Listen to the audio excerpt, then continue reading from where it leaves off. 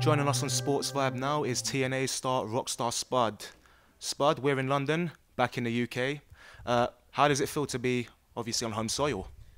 It's good to be back. Obviously, the weather's not changed; it's still pissing it down as always. But no, it's really nice to be back in the UK, and a lot of fans have actually stopped me in the street and said, "I know who you are." Oh, great! So that's it's nice and rewarding because we've got great fan base here in the UK with TNA. So it is nice to be home. Get to see family and everything like that, and the fans that you haven't seen in a while. So it's all cool. And all the English TNA fans are obviously watching a British boot camp at the moment. What would your advice be to those who are looking to emulate what you've achieved? Just want it. Believe in yourself, and just show the right respect for the business, and just love it because it meant so much to me when I won because I'd worked so hard, and it actually was just in my own mind my validation for like I don't know why I'm doing this, but I just know I have to, and then just being told you're the guy we're going with, it was just the most rewarding feeling in the world, and I wouldn't change a moment of it. There's you, Magnus, Bram. What is it with TNA and this core of English wrestlers at the moment?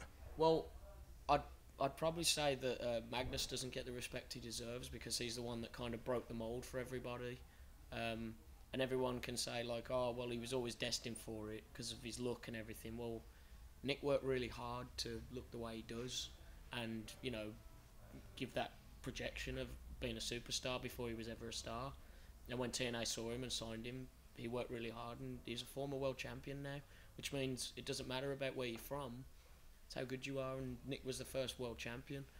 Bram is coming to the company, and he's absolutely phenomenal. He just in his eyes, he's just got it in his eyes. You can just see it. There's some screw loose there, and he's just projects through the camera, and it's just it's great to see, and it's just nice to be in that core of British talent. Like obviously there was Rob Terry and Doug Williams there previously as well, and to be amongst those British guys that have that special something about them, it's really flattering. And TNA have just held Bound for Glory in Japan, so it looks like there's a massive emphasis on being an international product. You're trying to obviously catch fans from all over the globe. Do you think TNA is now starting to really take off and be that core wrestling company? We want to offer an alternative, and I think we're one of the best alternatives out there. We're the only alternative right now because we have such a great connection with fans all over the world.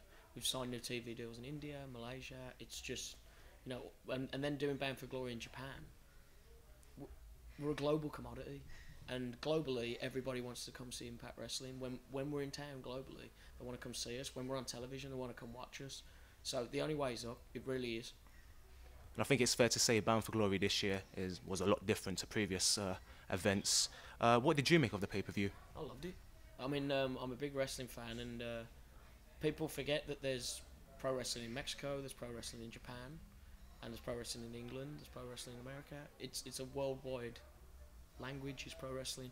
So seeing it in Japan with the fans, now usually Japanese fans will sit there respectfully and watch the matches, but they were screaming and shouting all the way through, which is so different for a Japanese crowd, and that was what was so unique about it. And they look like they were having the time of their lives. And when you go to Japan, having only been there once myself, they meet you at the airports. They're standing at the hotels. They believe in the personality that they see on the screen, and it's wonderful because they have that. They're lost and embellished in who you are as a character. It's so wonderful. Like it's the most respectful place I've ever wrestled in, and Bound for Glory shown that because the audience just lapped it up, and they didn't do the respectful, just sit there and applaud. They were screaming and shouting all the way through, and it was fantastic to watch. And obviously EC3, Ethan Carter III, still undefeated after Bound for Glory. When you get back to the States, what do you think your relationship with him will be like? Well, it's sadly it's over. The friendship is over because I manned up the courage to slap him square in the face. So we'll see what happens down the line. But I can tell you a little tip to keep watching Impact Wrestling, because if you think what we've done so far has been good, it only gets better. Only gets better. Let's encourage into here. And lastly, Spud, the question that everybody wants to know: where exactly do you buy these fantastic outfits from?